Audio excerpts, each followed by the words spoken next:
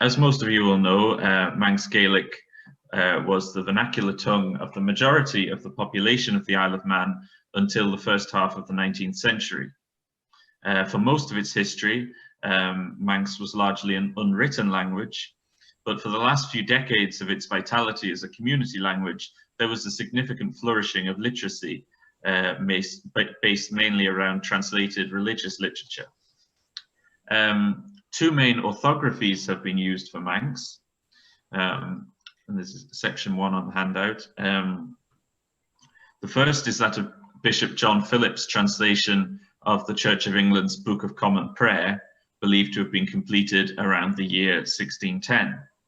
This translation was never printed for liturgical use, but was edited by A.W. Moore and John Rees in 1895 from the sole surviving manuscript and collated in a glossary by Robert Thomson. The second is that of the 18th and 19th centuries, first appearing in print in 1707 in Bishop Thomas Wilson's bilingual catechism, Carl Sodje, Further Advice, and standardized to a significant extent in the printed prayer book translation of 1765, and the Bible completed in 1772, as well as in John Kelly's and Archibald Cregeen's dictionaries. In line with convention, I will refer to 18th century Manx and its orthography as classical Manx, and that of Philip's prayer book 100 years earlier as early Manx. Of course, these are all late or modern from a comparative Gaelic perspective. Going on to section 2, both systems are based predominantly on English models with little or no influence from the Gaelic orthography used in Ireland and Scotland. The two systems appear to be independent of one another to a significant extent, although there are certain commonalities. And by the way, when I refer to Gaelic in this presentation, I mean the Gaelic languages collectively, but with regard to the examples, it means in practice classical early modern Irish, which is generally the most useful point of comparison. So section 3. Celtic scholars have tended to take a censorious view of the Manx orthographies, seeing them as cutting Manx off from its sister languages and hindering scholarship, as well as being ambiguous and inconsistent. The following views are typical. And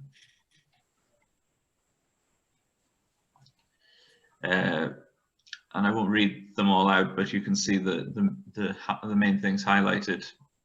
T.F. O'Reilly famously said, spelling of Manx is an abominable system, neither historic nor phonetic. According to Kenneth Jackson, a Manx orthography is an English monstrosity which obscures both pronunciation and etymology. Mentioned fundamental deficiencies and diverse inconsistencies, wholly inappropriate spelling, arbitrary and unhistorical, etc.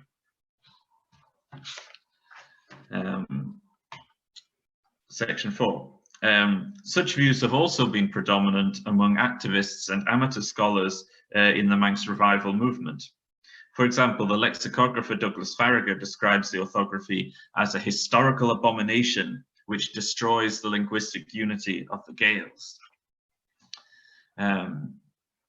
According to Tycho Heffernan, negative attitudes to the orthography are still commonplace among Manx activists, especially with regard to the place of Manx in a pan-Gaelic context. So you can see the quote there, but he does mention some upsides.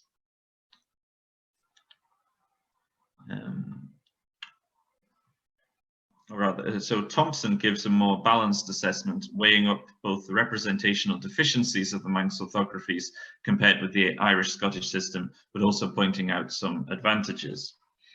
So according to Thomson, the English conventions mean that the radical and the knighted or nasalized consonants lack the visible connection shown in Gaelic spelling, but the spelling has the advantage for the linguistic historian of showing the vocalization of fricatives and such new developments as Sfarabakti vowels and lengthening or diphthonging in monosyllables before ununited liquids and nasals when these are not shown in the traditional orthography. The system is rather weak on the indication of palatalization, although better in this respect than the similar non-standard orthography of Scottish Gaelic based on Middle Scots usage. The conventions of English and Manx orthography have, however, grown apart, and it by no means follows that Manx pronunciation is immediately apparent to the English reader. The spelling, moreover, has developed an iconic element in that words of similar or identical pronunciation are, as far as possible, deliberately spelled differently. Paul Russell, in his book about the Celtic languages, makes a similar point. So to look at some of these features of Manx spelling in more detail, so section 6 on the handout. So the most striking characteristic of Manx orthography is, of course, that it's based largely on English spelling conventions, which, of course, have an etymological background in English sound developments, but are not related to Gaelic sound development. So you have the use of double E to mean E as in she, I with the following magic E for I, drain, double O for ur, CH for ch, and so on, although confusingly this also can also mean ch, and so on. However, some of these conventions can be misleading to English speakers today because they reflect older or dialectal pronunciations which are no longer current in standard English. So EA is A, cray, as is E with a magic E, rare, OI can mean several different things, but often means I rather than oi. GH, ch, as it was in Middle and Early Modern English. And then there are some other Manx conventions which are quite characteristic of Manx spelling, although these two may derive from regional Middle and Early Modern English conventions. So double A for lair, EY for final schwa, so ballet, town, also a Y on its own, M for my, use of Y and I after vowels and before consonants to show broad and slender, though not completely consistently, as we'll see. EO, meaning or ear. So Thompson mentioned some of the advantages of this system for the historical linguist. So for start off, it represents contemporary Manx speech and not the pronunciation of an archaic super-regional standard, as with most versions of the Irish-Scottish orthography. So we can see, for example, that the Gaelic word dive, oxen, was pronounced with a final fricative in Philip's time. So this is beginning of the 17th century, something like dev, because he spells it with a final consonant, but with a final semi-vowel or diphthong a century later, so dew.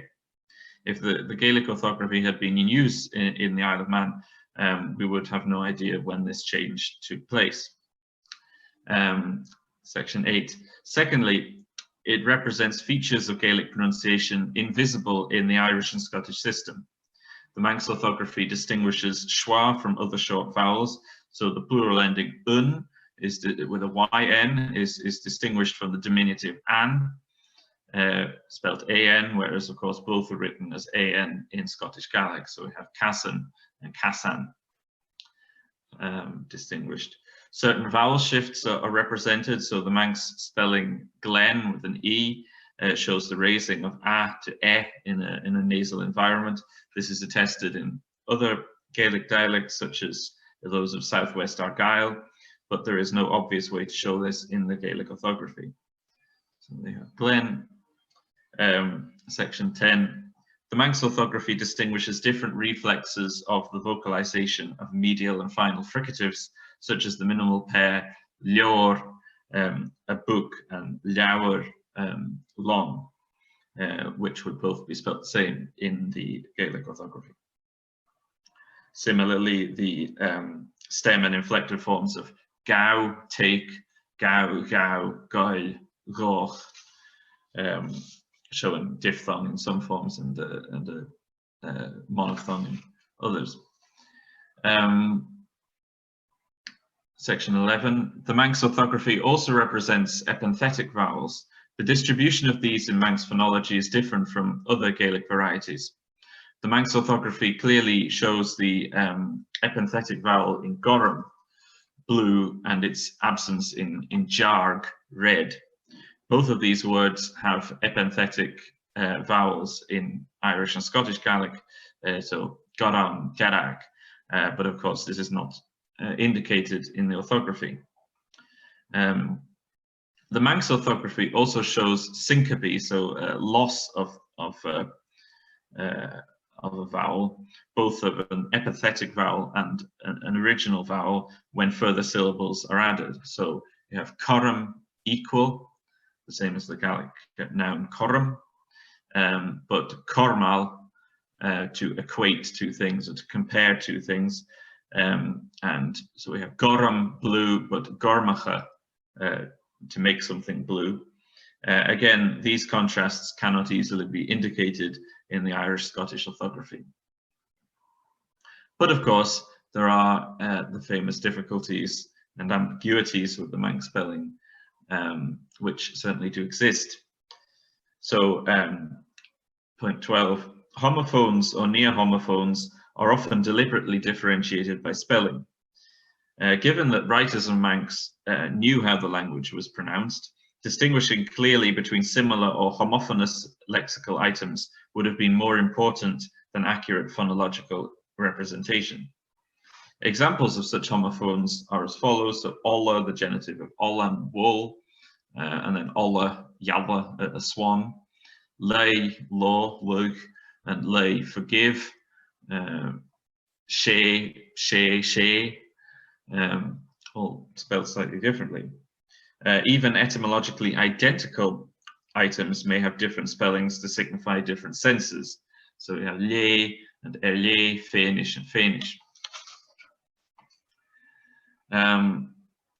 There is thus a considerable amount of variation in the way a particular sound or sequence may be represented, especially in the vowels and diphthongs, as shown in the following examples. So here we're looking the other way around, so we're one sound and many different ways it can be written.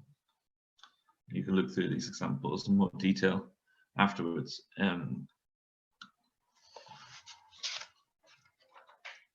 14. On the other hand, a particular sequence of letters may represent several different sounds. So I mentioned that OI or OIE can mean a number of different things.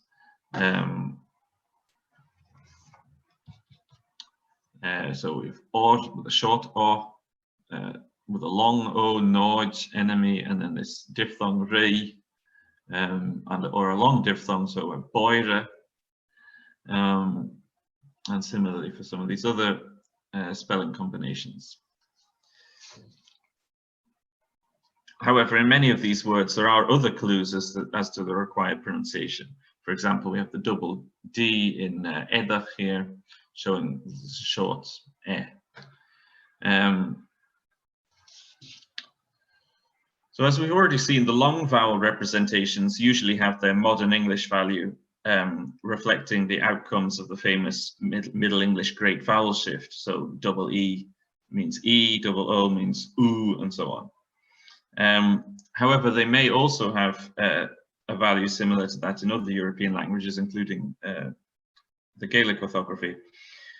So we have confusing pairs such as Mian, desire, but Mayan, Matthew, Care, wax, and Kier, a comb.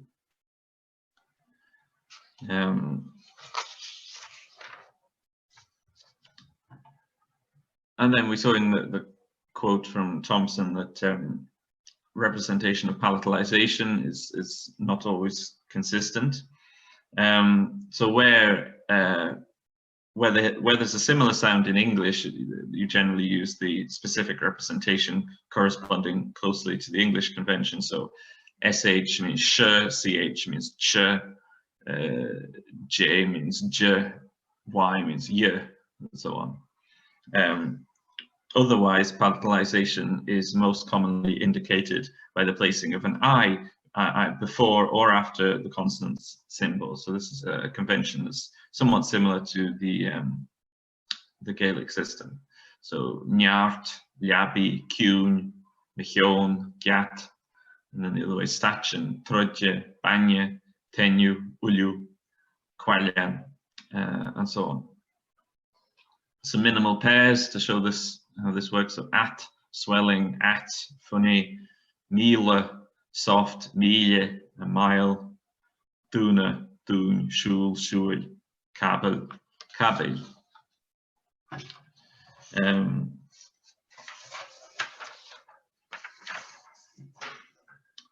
Certain letter sequences are ambiguous since they can indicate either the palatalization contrast or vowel length and quality, or both, as in the following. So in Fenje, the long vowel length is shown by the single N following AI, and the I can also be taken as indicating the following slender Nye. In Banje, here, the I again shows palatalization, and the double N in line with English convention indicates a preceding short vowel. Fenje contrasts with bene, so the plural of ben, ban, white, where the absence of an I indicates a broad N and a single N indicates a preceding long vowel. The spelling of dene is clearer since there are two signals of the long vowel, the double A and the single N. But then fatchach is not immediately clear. A knowledge of the Gaelic word fatchach, or reference to transcriptions of native Manx speech, is necessary in order to be confident of the vowel length. Cregeen's alternative spelling, fajach, with an SH, shows medial voicing and fricativization of the t to a j. This would also help, although it would be misleading taken on its own, since SH otherwise usually indicates an underlying sh.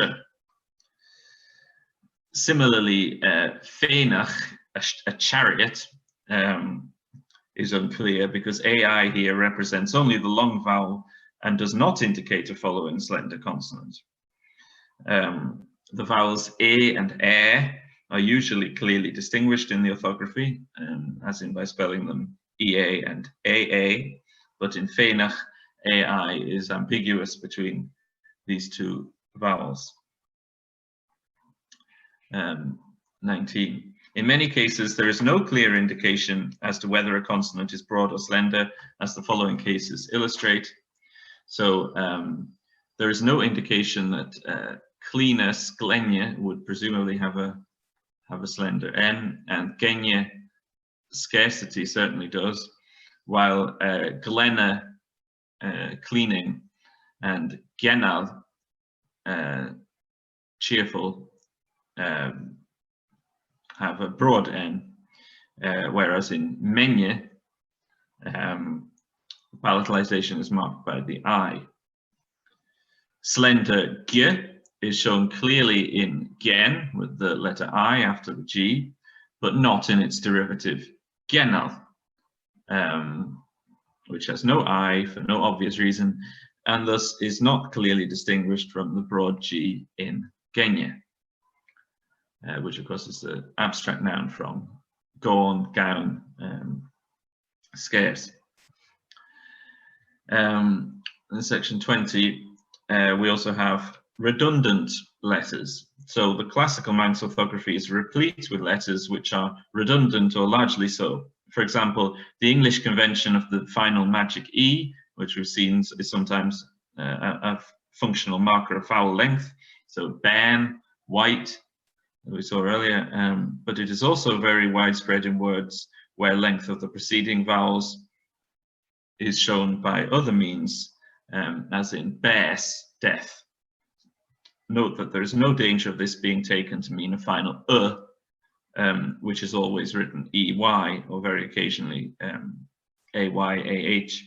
See especially Corl here and Burl, English, which have loss of final schwa. So this E does not mean it's just doesn't mean anything. Section 21. The biblical orthography became a standard, so this is from the 1770s onwards, which was followed to a greater or lesser extent by most subsequent writers. However, later spellings for words not found in the 18th century texts, often for secular or modern concepts and everyday life, may diverge from the classical Manx conventions, sometimes showing later phonological developments.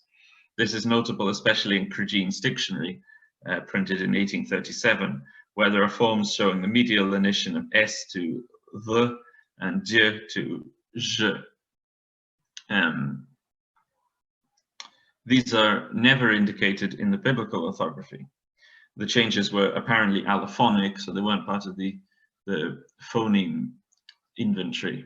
They were optional as well, so you could still go around saying fatchach, or we have recordings of people saying brije, of the last native speakers. So these softenings of the internal consonants were variable and optional, but you sometimes get spellings indicating them, as you can see with these examples.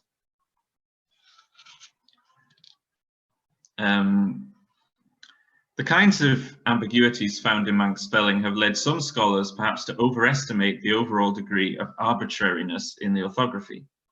So this is section 22. However, there are often obvious and relatively exceptionless patterns.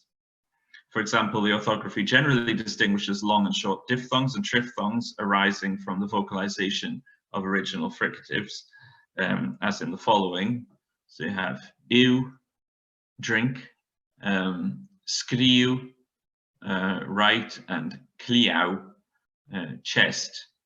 Now in late Manx, all of these are mostly found with monophthongal u, so u, screw, clue. Jackson, in his 1950s book on Manx phonology, projects the 20th century realization of all three of these as u back to an earlier period, and suggests an early shortening of long e in the eve and ev, causing all of them to become a short iv, presumably prior to the v becoming a w. So this is what Jackson seems to be suggesting. But of course, the orthography clearly indicates that these were three different things in the 18th century after the v had become w. Because if they weren't, we might expect them all to be written with a IU, but we don't get spellings like these, so screw and clue. And there isn't a motivation for this early shortening that Jackson posits doesn't otherwise occur in the language. I could give other examples of this kind of glossing over by scholars of the evidence of the orthography in order to posit phonologically improbable forms and derivations. However, we'll now move on to the main part of the paper, which is a case study of a particular set of developments, which illustrate in more detail how the Manx orthography can provide evidence for the historical pronunciation of the language. The Manx developments of the Gaelic diphthong ua and the long monophthong spelled AO, so this is the thing that in Gaelic sounds like oo, in Irish is either E or A, ultimately deriving from the old Irish diphthongs I, oi. So this is quite a complicated topic in Manx. The development of the AO vowel in particular is complicated in Gaelic historical phonology as a whole. We don't have time to discuss it in detail, but here's a map showing some of the main dialectal differences, and I have an article on this topic in Papers in Historical Phonology. The main phonological changes in Manx are outlined in the diagram in figure B, and I give some example words in this table in figure C.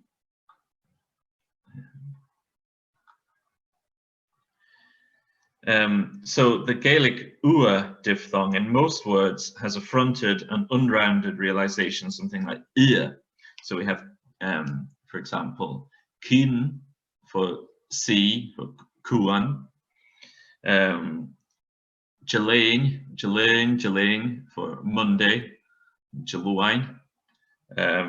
However, it is retained as a back ua in other words, spelt mostly either OOA or UA. So we have tuarastal, appearance, and there are also certain words which have both variants. So the word for cold, for example, fuar, is spelt with the fronted spellings of fear, but it was also perhaps more commonly pronounced fuar. The Gaelic AO vowel is somewhat simpler. It seems to have been a mid-high central vowel, similar to that found in southwestern Scottish dialects. So we have curl, slender, with a tendency in late Manx towards merger with long A before slender consonants. So aish, this is also true of UAI, so jalain.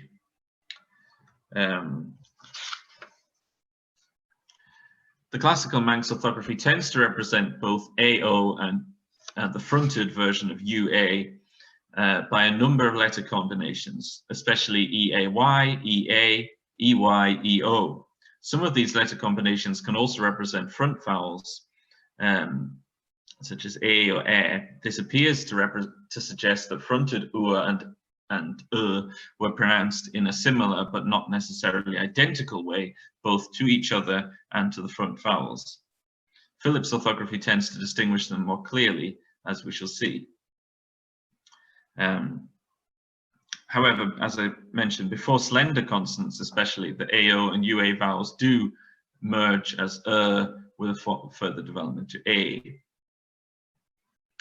My interpretation of the linguistic developments differs somewhat from some of the previous accounts in the literature, and is based partly on sources such as fieldwork descriptions by John Rhys and later scholars, as well as quantitative digital analysis of audio recordings of the last native speakers.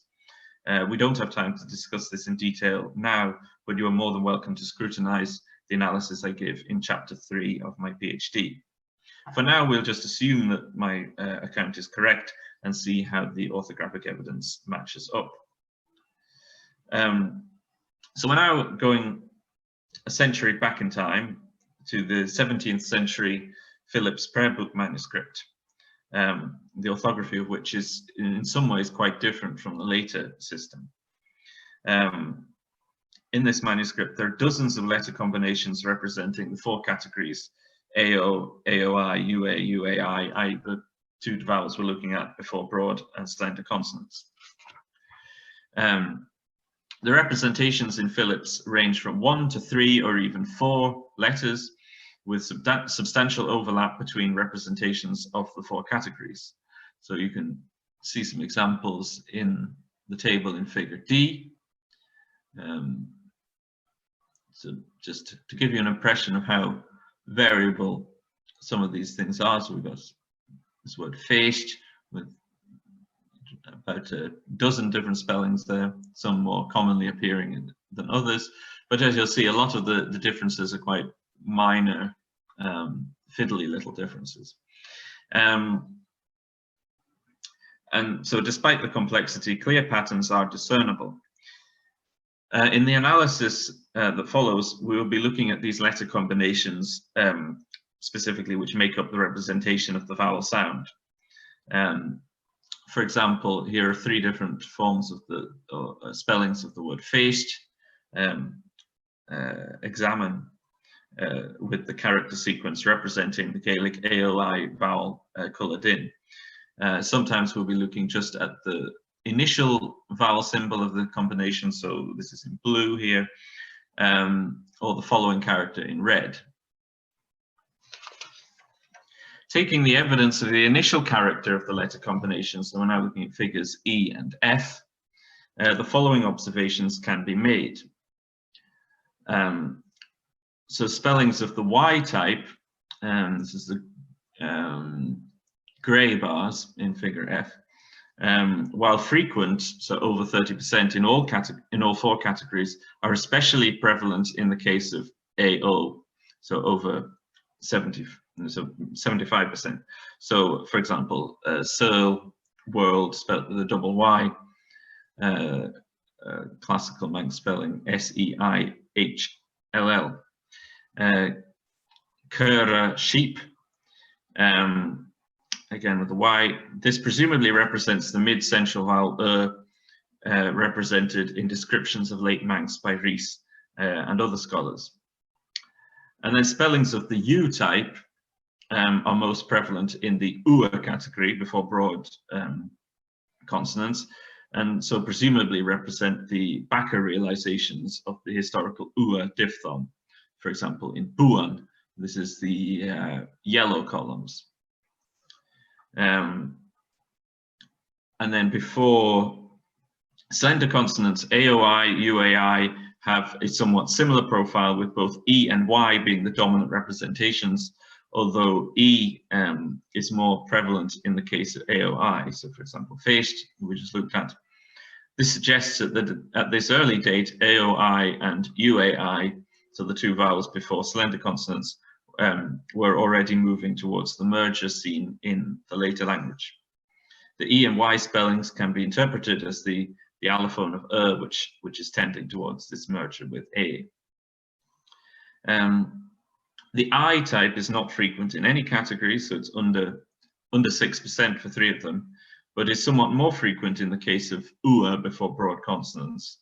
So this is the blue column, so you can see it's slightly higher here, where it can be interpreted as representing fronted reflexes of historical UA, as in Kian, C.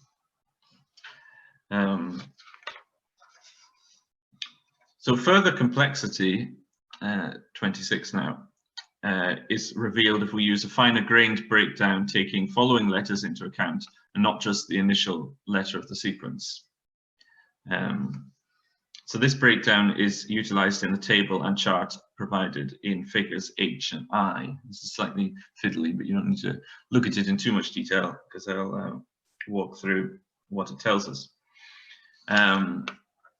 So with this breakdown, looking at the chart figure I, we see that letter combinations involving only the letter Y, whether single or doubled, are overwhelmingly concentrated in the category AO, preceding a broad consonant, so 60% as opposed to less than 13% for the other categories. So this is this huge yellow column here for AO, providing more robust evidence of this monophthongal vowel. The sequence YA is especially prominent in the category UA, preceding a broad consonant, almost 20%, and much less frequent in the other categories. This is the light blue column, I think. It is suggestive of a fronted central reflex of the historical UA, so something like ia, so again, kian, bian. But because it's YA, that suggests that it's still a diphthong, something like ia. So without the monophthongization to just I, which is a feature of 19th century Manx. Spellings involving Y followed by E followed by Y, or any sequence of vowel symbols including Y, are more frequent in the categories with the following slender consonant, AOI and UAI, than in the other categories. As previously mentioned, this may be evidence of fronting towards merger with A. If, as it seems reasonable, it is assumed that EY and YE and variants of them represent similar reflexes, and their totals are combined, as shown in the grey bars in figure J. So we've got grey bars here. Then the association between spellings involving the letters E and Y and following slender vowels is clearer, as distinct from the AO and UA before broad consonants. So this is the higher grey bars here. So clearly there are patterns here that are not just random.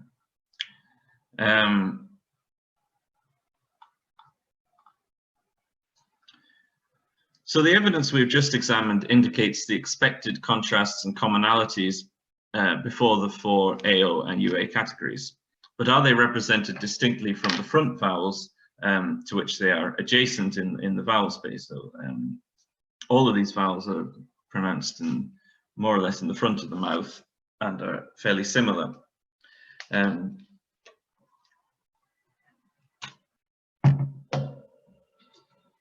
So if we look at evidence of a sample from Thomson's glossary of Phillip's text containing items with the historical vowels E, Ia, A, and U, so figure K, clearly show patterns of representation which are distinct both from one another and from AO and UA. So for example, E is has 100% representation as I or double I or IY. Ia is again 100% I followed by another vowel, and A and U are quite distinct from the AO and UA representations as well.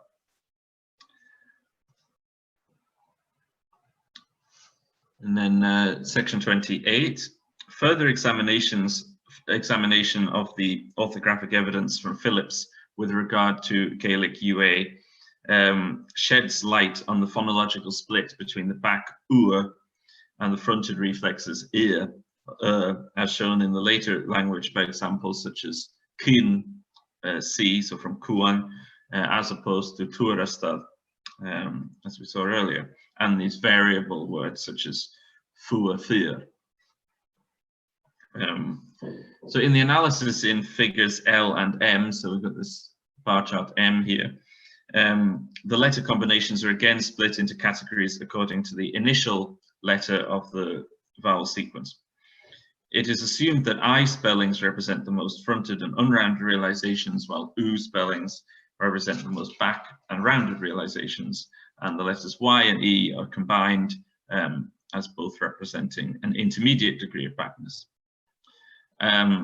There's clear evidence of conditioning by preceding consonant. So in figures L and M, the preceding consonants are split into three categories according to place of articulation, where the labial, so the lips, b, m, p, etc., coronal around the teeth, so t, d, and dorsal, the back of the mouth, so k, g, etc. So we can clearly see in figure M that for the labial and coronal categories, the U spellings represent around a third or more of the instances. So this is the grey bars. However, for the dorsal category, there are no instances of U spellings at all, although it should be noted that the number of words in this category is relatively low. Also, there are no lexical items with preserved UA in classical or late Manx which have a preceding dorsal consonant. Some of you will probably be aware that there is superficially similar fronting and unrounding of UA in Ulster Irish, specifically after labials, which Carol Doherty has explained as dissimilation between the labial consonant and the round quality of the vowel in words such as fuair. So in Donegal, I believe fuair can be pronounced fuair. O'Doherty briefly mentions the Manx comparison, but doesn't discuss it in detail. In Manx, however, fuair is among those items which may have retention of backness, and it might therefore be hypothesized that the Manx fronting instead represents dissimilation between a dorsal consonant, so a back consonant, and the back quality of the following vowels, so the opposite to what you find in Donegal, with subsequent incomplete extension to other environments. The earlier and more complete fronting of ua after the back consonants is suggested by the much greater prevalence of I spellings to the blue bar in the dorsal category. Moving to the level of individual words, it appears that a process of what we call lexical diffusion was underway, so that a sound change spreads word by word through the vocabulary, judged by spellings such as lua, if we take it at face value, section 28, so lua for later, lia, luach for liach, tua, tia, buan, bian. So here we have the Phillip spellings, and you do have some similar spellings in some of the 18th century texts. So this seems to have been a gradual process. We'll move now on to look briefly at, again, at the classical Manx orthography. So we're moving a century and a half forwards in time to look at the representation of the Gaelic AO and UA vowels in the standardized orthography of the main 18th century texts, such as the Bible and the New Prayer Book translation. So in the classical Manx orthography, most words have one fixed spelling, making less feasible the kind of fine-grained analysis of orthographic variation which is possible with Phillips, because each word can be spelt in so many slightly different ways with Phillips. There also appears to be considerably more overlap between orthographic sequences representing the AO vowel and the UA vowel and the front vowels, as shown in figure N. So you'll see some of these spellings are used for certain vowels and not for others, but there's quite a lot of overlap. There are no orthographic forms which are completely exclusive to reflexes of Gaelic AO, UA, and AGH, which can also come out as with the near exception of EO. And there's little to distinguish AO and UA from one another orthographically. And by the way, the words themselves on which this is based are given in Appendix B at the end of the handout, which you can refer to later if you're interested. So the evidence here seems to be a lot less clear-cut than with the Phillips orthography. However, we can make some observations. So the representational overlap is mainly between AO and UA, so and ia on the one hand, and A on the other, so the front vowel A, and to a much lesser degree, the front vowel which is historically A, E, and ia. So this would appear to support the conclusion that there was a significant degree of phonetic similarity between these vowel sounds, and that AO and UA were fairly fronted and mid to high. And so this is in line with the fieldwork descriptions and other sources that we have. Although some of the main spellings of AO and UA, namely EAY, EA, and EY, as you can see at the top of the table here, can also represent the front, mid to high vowels, it is noteworthy that the reverse is not always true. So that means there are certain spellings which never represent AO or UA, such as double E, which is always E, EAA or IA, which are always IA, AYAI, and E with following magic E, which can mean A, double A, which is air, and so on. This would suggest that there were indeed phonological contrasts between reflexes of AO and UA and the other front vowels. As I mentioned, there's only one letter combination, EO, and variants thereof would follow with EOY, EOH, EOA, EOI, which is more or less unique to AO and UA. For example, we have the word öle, dung, ölach, and ua. So we have sus, up, spelled S-E-O-S-E. However, of course, that means it does not help in distinguishing between the two. So it distinguishes AO and UA from the front vowels, but not from each other. And EAY is also very strongly associated with AO and UA, though there are some exceptions. So to look more closely at this orthographic, the spelling unit EO, we have seen that the classical Manx orthography contains clues suggesting the maintenance of the historic contrasts between AO and UA and the front vowels, albeit with less clarity than that's seen in the Phillip system. This degree of ambiguity in the classical Manx orthography would seem to require explanation. It might be wondered why, firstly, no systematically clear way to distinguish these vowel sounds was adopted, and secondly, why less ambiguous representations such as EO or the likes of Phillip's YY or YA seem to have been dispreferred and replaced by more ambiguous spellings such as EA. Indeed, the use of EO in the Bible orthography seems to be a recessive survival from more widespread use in earlier, less standardized versions of the classical Manx orthography. It is used, for example, in the 1707 Catechism, Cor Sodja, the first Manx printed text.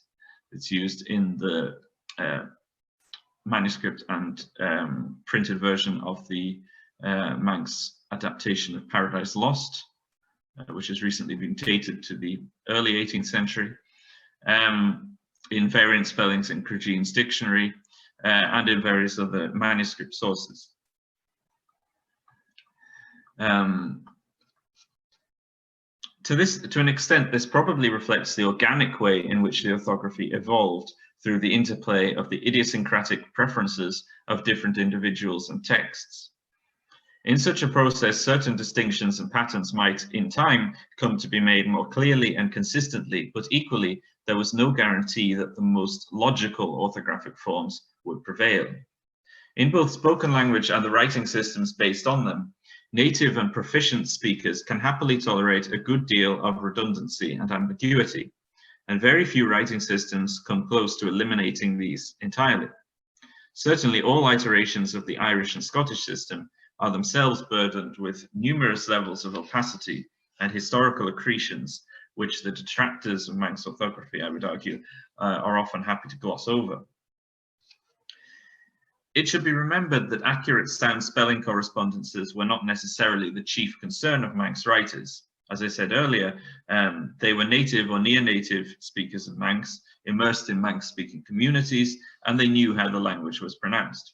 Their concern was the transmission of the texts which they needed to write, such as sermons, prayers, the Bible, and with distinguishing individual words, especially the many homophones or near-homophones, for the sake of semantic clarity, rather than with accurate representation of phonological contrasts, which in any case would often have had a very light functional load.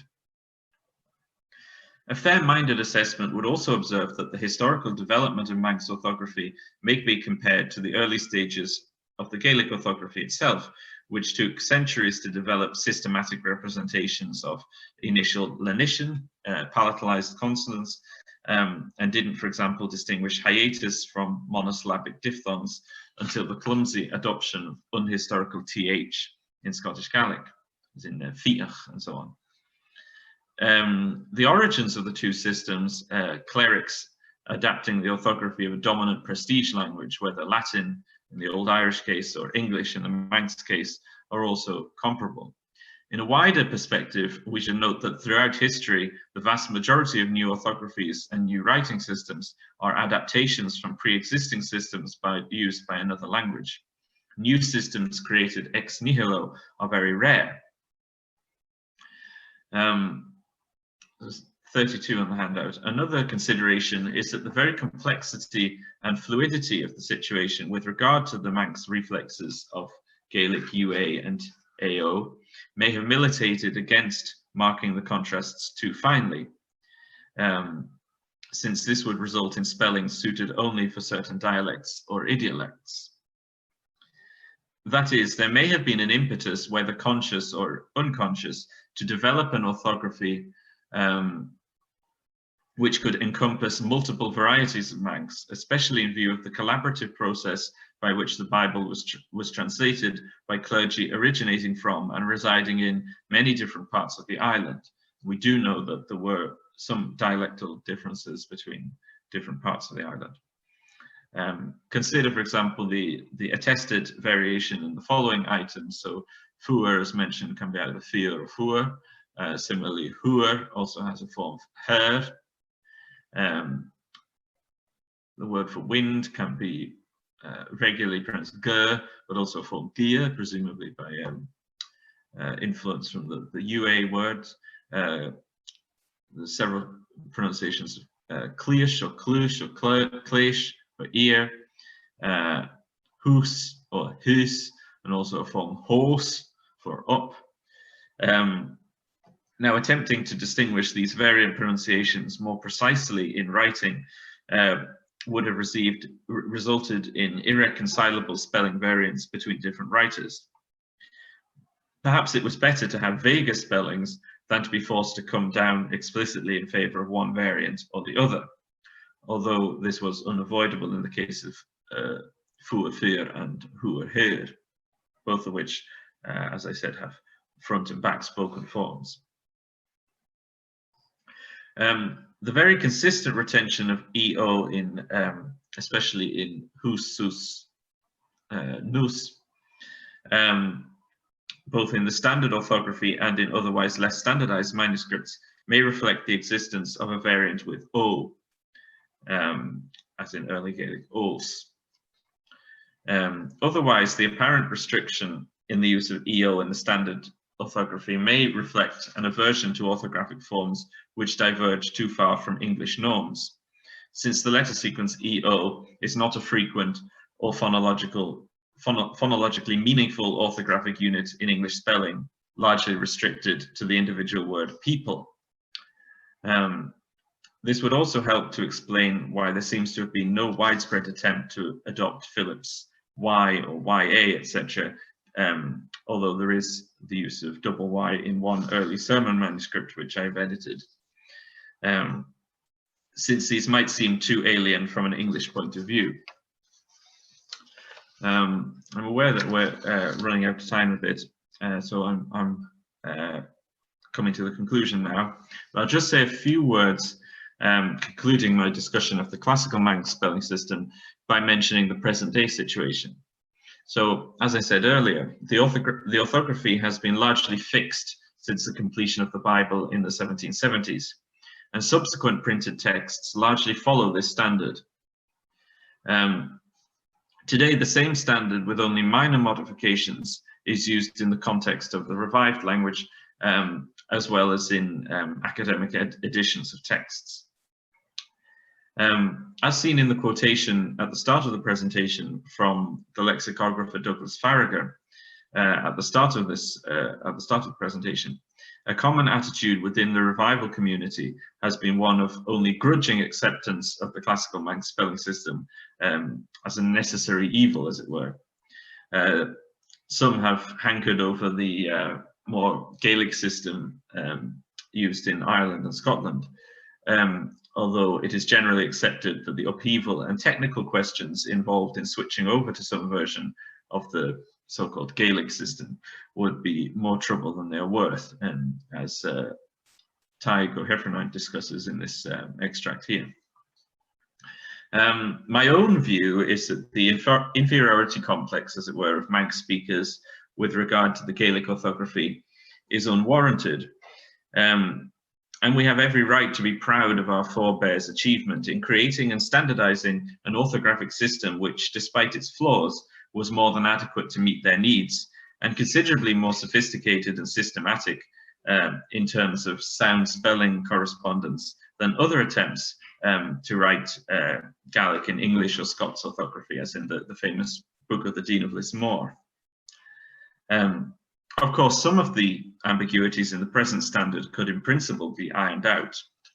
If we look at one of the sets of words that we looked at earlier, so we're now in 32, you could in principle make more consistent use of the existing spelling conventions to eliminate the ambiguities. So the bits highlighted in red here are suggestions for how you could improve the spelling if you were only focusing on making it more consistent and less ambiguous.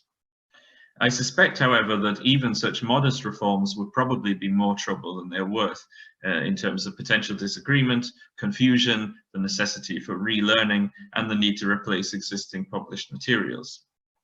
In general, it appears to me that most spelling reforms are motivated more by pedantry and purism than by genuine functional necessity or an objective assessment of costs and benefits. Either they are so thoroughgoing as to achieve a significant functional improvement, but at the cost of considerable upheaval. For example, the introduction of the Roman instead of the Arabic alphabet for Turkish, or perhaps the introduction of the Irish Caidon Efegu.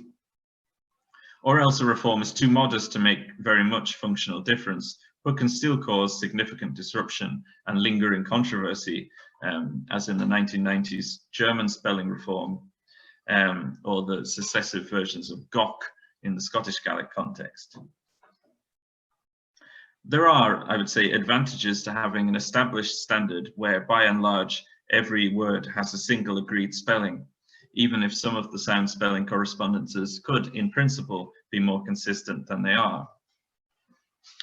To wrap up, I hope that I have shown that, although the Manx orthographies are certainly complex and not free from inconsistency and ambiguity, they nevertheless represent considerably more sophisticated attempts to represent Gaelic phonology than has often been appreciated.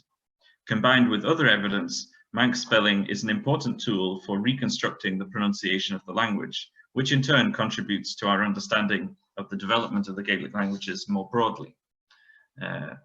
Thank you.